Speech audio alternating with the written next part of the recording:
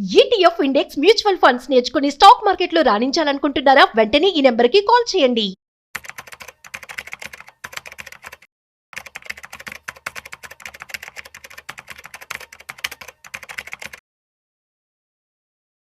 Sir నమస్తే sir. నమస్తే అండి.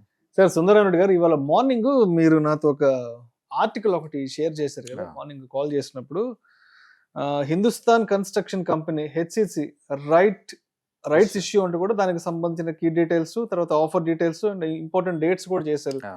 ఏంటి అసలు ఈ హిందుస్థాన్ కన్స్ట్రక్షన్ కంపెనీకి సంబంధించిన రైట్స్ ఇష్యూస్ ఏమున్నాయి అసలు? ఏదన్నా కంపెనీ రైట్ ఇష్యూ జారీ చేస్తుందంటే మీనింగ్ ఏంటంటే వాళ్ళకి ఏదైనా ఫండ్స్ నీడెడ్ అనుకోండి. మామూలుగా అయితే ఎవరైనా బ్యాంకుల దగ్గర నుంచి బారో చేస్తారు. చేస్తే ప్రాబ్లం ఏంటంటే వడ్డీ పే చేయాలి కదా. కాబట్టి వడ్డీ పే చేయాల్సిన పని లేకుండా ఫ్రీగానే ఎగ్జిస్టింగ్ షేర్ హోల్డర్ కి తక్కువ రేటుకి షేర్ని ఇచ్చేయడాన్ని రైట్ ఇష్యూ అనుకోవచ్చు. అందుకో రైట్ ఇష్యూ వల్ల ఎగ్జిస్టింగ్ షేర్ హోల్డర్ బెనిఫిట్ ఏంటంటే డిస్కౌంట్ దేనికి రేటుకి నీకు స్టాక్స్ దొరుకుతాయి అనమాట. అలాగే ఈ హెచ్సిసి వాళ్ళు కూడా వాళ్ళకున్న డెట్ను తగ్గించుకోవడం కోసం 1000 కోట్లకి రైట్ ఇష్యూ జారీ చేశారు. ఓకే, అది ఎలా అంటే వాళ్ళ దగ్గర ప్రతి 630 స్టాక్స్ మీ దగ్గర అనుకుంటే మీకు 277 స్టాక్స్ ని ₹12.50 ఇస్తారు. అప్పుడు వాళ్ళు అనౌన్స్మెంట్ చేసినప్పుడు రేట్ ₹27 ఉండేది. స్టాక్ రేట్ ₹27 అనమాట. అప్పుడు అది దానికి రికార్డ్ డేటు December 5th అయిపోయింది ఆల్రెడీ. అంటే December 5th లోపు డిమాట్ అకౌంట్ లో స్టాక్స్ ఉన్న వాళ్ళందరికీ ఎలిజిబుల్. అంటే December 5th కొంటే కాదు, December 5th కన్నా ముందు కొన్న వాళ్ళందరికీ ఇవాళ ఎలిజిబుల్ అనమాట అది ఆ స్టాక్ ని. అయితే December 5th ఏంటంటే ఆ రోజు రికార్డ్ డేట్ కదా, ఎక్స్ డేట్ కదా ఆ రోజు ఎక్స్ డేట్ కాబట్టి స్టాక్ -20 అయిపోయింది ఆల్రెడీ. ప్రతి కార్పొరేట్ ఏదన్నా న్యూస్ జరుగుతున్నప్పుడు ప్రైస్ ఆటోమేటిక్ ఎక్స్చేంజ్ వాళ్ళు దాన్ని అడ్జస్ట్ చేస్తారు. ఓకే, అట్లా సింగిల్ డే 20. చాలా మంది స్టాక్ పడిందేమనుకుంటారు ఓవర్ మార్కెట్ పడ్డట్టు, ఇండికో బ్యాడ్ న్యూస్ తో పడ్డట్టు ఇది కూడా అలా పడిందేమనుకుంటారండి.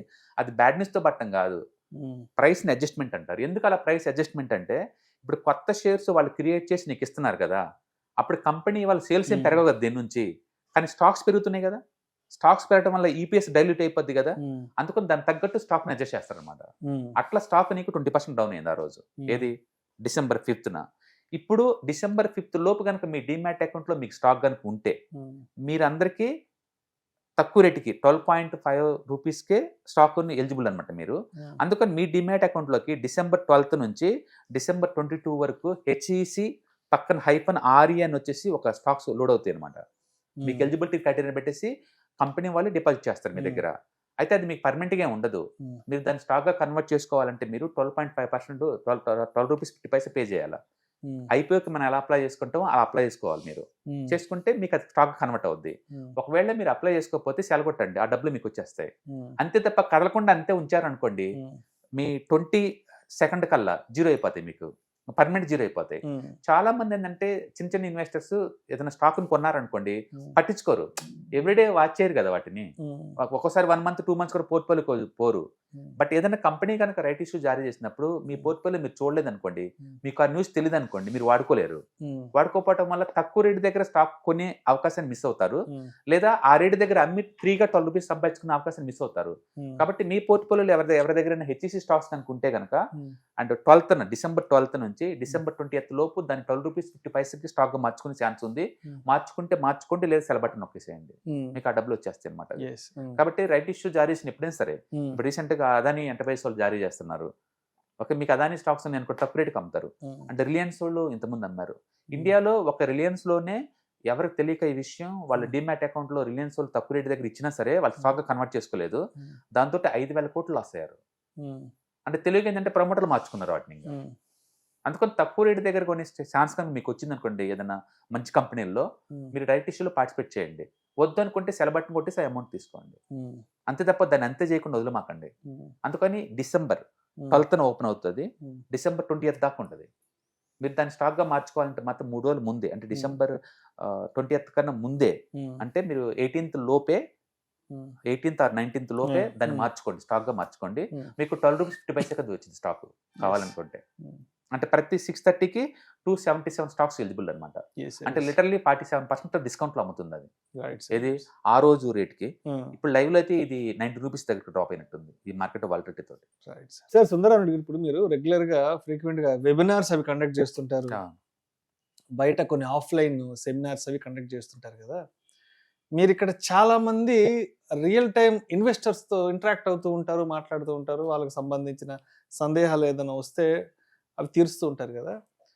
సో అంటే ఒకప్పుడు మీరు చూసిన ఇన్వెస్టర్ సైకాలజీ ఎలా ఉంది అండ్ ఇప్పుడు మీరు చూస్తున్న ఇన్వెస్టర్ సైకాలజీ ఎలా ఉంది? ఇంత ముందంటే చాలా మంది యూత్ ఎక్కువ ఉంటారండి ఇంత ముందు అయితే. అండ్ ఎల్డర్స్ పెద్దగా ఉండేవాళ్ళు కాదు. అంటే ఎల్డర్స్ కి బహుశా వెల్త్ మేనేజ్మెంట్ మీద ట్రెడిషనల్ ఒపీనియన్ ఉండేది. స్టాక్స్ కు దూరంగా ఉండేవాళ్ళు. స్టాక్స్ దూరంగా ఉండేవాళ్ళు. ఎప్పుడైతే ఐటీ పెనిట్రేషన్ పెరిగిందో, ఎప్పుడైతే బాయ్స్ గర్ల్స్ ఇద్దరికి ఈక్వల్ జనరసిటీ వచ్చేసిందో, బోత్ జనరల్ ఇద్దరు ఒకే లింగ భేదం ఈక్వాలిటీ బాగా ఎక్కువ వచ్చింది. అందుకని గర్ల్స్ కి ఎప్పుడైతే ఎంపవర్మెంట్ పెరిగిందో, ఎప్పుడైతే ఎర్నింగ్ బాగా స్టార్ట్ అవుతుందో, అప్పటి నుంచి సొసైటీలో బాగా అవేర్నెస్ వచ్చింది. అందుకని ఇప్పుడు చూసుకుంటే మన మ్యూచువల్ ఫండ్స్ కానీ వీటిలో ఇన్వెస్ట్మెంట్స్ లో లేడీస్ చాలా పెద్ద యాక్టివ్ పార్టిసిపేట్ చేస్తున్నారు. అందుకని ఐటీ వచ్చిన తర్వాత సొసైటీలో గర్ల్స్ యొక్క ఎంపవర్మెంట్ బాగా పెరిగింది.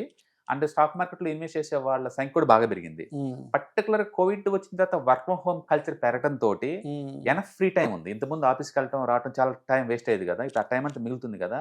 అందుకని అడిషనల్ ఇన్కమ్ సోర్స్ కింద స్టాక్ మార్కెట్ ఇన్వెస్ట్ చేయడం కూడా ఒక టాప్ ఇబీనైంది.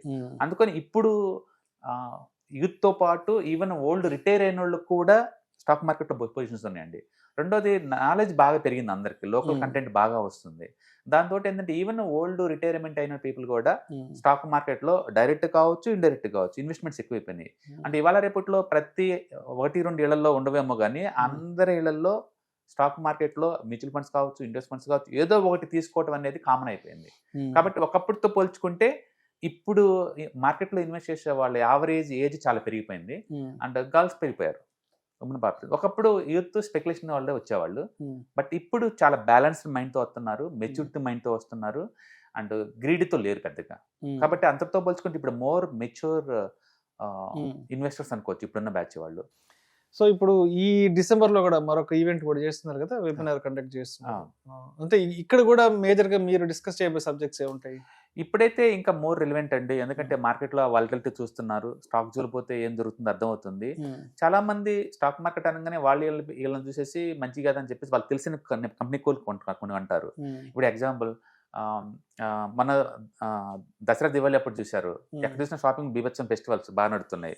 అవి బాగున్నాయి కదా అని చెప్పేసి మన వాళ్ళందరూ ఐటీసీ హిందుస్థాన్లో ఎవరు కాల్గేట్ కొంటారు, అవి 1 year లోలో ఉన్నాయి. అంటే ఇంత మంచిగా జనాలు కొంటున్నా కూడా బయట మంచి ప్రాఫిట్ లో కంపెనీ చేస్తున్నా సరే స్టాక్స్ ఎందుకు పట్టిన వాళ్ళకి అర్థం కాదు. అందుకని స్టాక్స్ లో పెట్టే వాళ్ళు ఏంటంటే ఈ టైంలో కన్జర్వేటివ్ ఎలా ఉండాలి, ఈ డాడౌన్స్ ని దాటి బయటికి ఎలా రావాలి, ఈ కన్ఫ్యూజన్ లో ఉంటారు అనమాట. అందుకని నేను మొదటి నుంచి చెప్తున్నట్టు ఈ రిటైలర్స్ కి అంటే బిజీ లైఫ్ స్టైల్స్ లో ఉన్న వాళ్ళకి అంటే ప్యాసివ్ ఇన్కమ్ సంపాదించుకోవాలనుకున్న వాళ్ళకి అండ్ ఈటీఎస్ ఇన్వెస్ట్మెంట్స్ మించి చాలా బాగుంటాయి. బట్ అన్ఫార్చునేట్లీ ఇండియన్ సొసైటీలో ఆ అవేర్నెస్, స్టాక్ మార్కెట్ గురించి అవేర్నెస్ తక్కువ, ఉన్న కొద్ది మంది లేదు ఈ ఫీచర్స్, ఆప్షన్స్, ఇంట్రాడే లేదా స్టాక్స్ ఇట్లనే ఉన్నారు, ఇది దాటి బయటికి రావట్లేదు అనమాట. బట్ మన వెబినార్స్ పుణ్యమా అంటే అవేర్నెస్ పెరుగుతుంది అండ్ జాయిన్ అవుతున్నారు and they feel very happy అనమాట. అది ఆ నాలెడ్జ్ కి అలా ఉంటుంది కూడా. రెండోది మనం ప్రాక్టికల్ గా అది నెప్పినప్పుడే రిసోర్స్ ఇస్తాం, ఎన్ఎస్ఎల్ నుంచి ఎక్కడి నుంచి క్రాక్ చేసుకోవాలి రెస్ట్ ఆఫ్ ద లైఫ్ అంతా. అలాగే కొన్ని సాఫ్ట్వేర్ లో ఈ మ్యూచువల్ ఫండ్ రిటర్న్స్ ని ఎలా కంపేర్ చేసుకోవాలి, అలాగే మ్యూచువల్ ఫండ్ ని మనం తీసుకున్నప్పుడు ఏ రేషియోస్ ఎలా చూసుకోవాలి, ఇవన్నీ వాళ్ళకి హ్యాండ్స్ ఆన్ ఎక్స్పీరియన్స్ వస్తుంది కాబట్టి and they feel very happy అనమాట. ఏదైనా సరే మీరు 20-30 lakhs మనీ ఒక ఎసెట్ పెడుతున్నప్పుడు ఎసెట్ ని ట్రాక్ చేసుకోవటం, ఎసెట్ ని సంబంధించిన రిస్క్ ని తెలుసుకోవటం చాలా ఇంపార్టెంట్. బ్లైండ్ గా మనం దాంట్లో పెట్టి 50 లక్షలు సైడ్ కూర్చోలేం కదా. అందుకని ఇలాంటి వెబినార్స్ వల్ల ఏంటంటే వాళ్ళకి అవేర్నెస్ పెరుగుతుంది, రిస్క్ తగ్గించుకోవడానికి ఛాన్స్ ఉంది, తక్కువ రిస్క్ తో ఎక్కువ ఎసెట్లు ఎలా మేనేజ్ చేసుకోవాలి క్లారిటీ ఉంటుంది. అందుకని నేను చాలా మంది చెప్తాను, మీరు నేర్చుకోండి, మీ ఫ్యామిలీని ఎడ్యుకేట్ చేయండి, మీ మనల్ని కూడా ఎడ్యుకేట్ చేయమంటాను. ఇంకా ఎందుకంటే ఫ్యూచర్ జనరేషన్ కూడా ప్యాసివ్ ఇన్కమ్ తో బతకాలి. ఇందులో రిస్క్ ఉంది కానీ దూరంగా పోలేం. నేను చెప్పాను కదా, ఈ సంవత్సరం మైక్రో క్యాప్ స్మాల్ క్యాప్ తీసుకున్న వాళ్ళకి -30 దాకా వెళ్ళినాయి స్టాక్స్. బట్ అదే టైంలో మల్టీ అసెట్ అలొకేషన్ ఫండ్ తీసుకుంటే వరస్ట్ కూడా నీకు 7% ఇచ్చింది. వరస్ట్ గురించి మాట్లాడుతున్నాను. అండ్ స్మాల్ క్యాప్ లో వరస్ట్ స్మాల్ క్యాప్ ఇచ్చింది కూడా -10% అట్లా.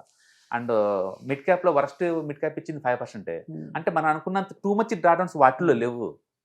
అందుకని కన్జర్వేటివ్ వాళ్ళు ఎలా హ్యాండిల్ చేయాలంటే వయా వీటి ద్వారా. దూరంగా ఉంటే సొల్యూషన్ కాదు దీనికి, దూరంగా ఉంటే ఇన్కమ్ ఎలా క్రియేట్ అవుతుంది. అందుకని వాళ్ళకి ట్రాకింగ్ ఇవన్నీ అర్థమవుతా ఉంటాయి అనమాట. కాబట్టి ఈ ప్రోగ్రామ్ లో ఏంటంటే డౌట్స్ ఏదైనా ఉన్నా క్లారిఫికేషన్ వస్తుంది, ప్లస్ హ్యాండ్స్ ఆన్ చూస్తూ ఉంటారు, ఎలా కొనాలి ఎలా అమ్మాలి కదా. మీరు కంప్లీట్గా ఏమైనా అసలు మార్కెట్లో ఎక్కడ బీయింగ్ చేయాలో తెలియదు అనుకున్నప్పుడు ఈ ప్రోగ్రామ్స్ యూజ్ అవుతాయి. మీరు ఆల్రెడీ మార్కెట్లో ఉన్నారు బట్ సేఫ్టీగా సేల్ చేద్దాం అనుకుంటున్నాను అనుకున్న వాళ్ళకి ఇది యూజ్ అవుతుంది. అండ్ మార్కెట్లో ఇలా ఎంతకాలం ఉంటే ఎందుకు ఇలా జరుగుతుంది అలాంటి వాటికి క్వశ్చన్గా నీకు దొరుకుతుంది అనమాట. కాబట్టి మీకు ఇంట్రెస్ట్ ఉంది అంటే వెల్త్ మేనేజ్మెంట్, వెల్త్ క్రియేషన్ మీద అండ్ ఈ ప్రోగ్రామ్ అనేది ఒక స్టెప్పింగ్ స్టోన్ అనమాట. ఇంకా ఫర్దర్ నీకు ఎక్స్ప్లోర్ చేసుకోవాలంటే టెక్నికల్స్ అవి నేర్చుకోవచ్చు ఫండమెంటల్ ఇంట్రెస్ట్. సో మరి ఈ ప్రోగ్రామ్ లో పార్టిసిపేట్ చేయాలి, అటెండ్ అవ్వాలంటే ఎట్లా కింద స్క్రోల్ అవుతున్న నెంబర్ పై రింగ్ చేస్తే మా వాళ్ళు ఇన్ఫార్మ్ చేస్తారండి. అండ్ ఎవ్రీ మంత్ 1 or 2 ఇలా జరుగుతూనే ఉంటాయి. కాబట్టి మీరు ఇంట్రెస్ట్ ఉన్న పార్టిసిపెంట్స్ మీరు దానికి పింక్ చేసుకుని చేసుకోవచ్చు. Thank you sir, thank you so much. ETFs, index funds and mutual funds. మీరు కనుక స్టాక్ మార్కెట్లో ఎంటర్ అవ్వాలనుకుంటే మార్కెట్లో స్టాక్స్ డైరెక్ట్ గా ఇన్వెస్ట్ చేసే బదులు కపుల్ ఆఫ్ స్టాక్స్ లో ఇన్వెస్ట్ చేయడం ద్వారా ఏంటంటే ఆటోమేటిక్ రిస్క్ తగ్గించుకోవచ్చు. కాబట్టి మీరు బిగినర్ అయినా లేదా ఎక్స్పీరియన్స్ పర్సన్ అయినా సరే మార్కెట్ లో సేఫ్ సెక్యూర్ వేలో లాంగ్ టర్మ్ లో సస్టైనబిలిటీ కావాలంటే ఈ ప్రొడక్ట్స్ లో ఇన్వెస్ట్ చేయడం ద్వారా దాన్ని సాధ్యం చేసుకోవచ్చు అనమాట. కాబట్టి మీకు ఎవరికైనా సరే ఈ ETFs, index funds, mutual fund లో ఇన్ డెప్త్ నాలెడ్జ్ కోసం అండ్ గైడెన్స్ కోసం ఈ ట్రైనింగ్ ప్రోగ్రామ్ అటెండ్ అవడం ద్వారా మీరు మనీ మేక్ చేసుకోవచ్చు. కాబట్టి మీకు ఇంట్రెస్ట్ ఉన్న పార్టిసిపెంట్స్ ఈ వీకెండ్ లో జరిగే వెబినార్ అటెండ్ అవడం ద్వారా ఇందులో ETFs, index funds, mutual funds అంటే ఏంటి, వాటిని ఎలా మనీ మేక్ చేసుకోవాలి, వాటిని ఎలా మేనేజ్ చేసుకోవాలి, వాటి గురించి కాంప్రహెన్సివ్ ట్రైనింగ్ మీకు ఈ ప్రోగ్రామ్ లో అందించబడుతుంది. ఈ వీకెండ్ లో జరిగే ఈ ప్రోగ్రామ్ కి ఎన్రోల్ చేసుకోండి. Thank you.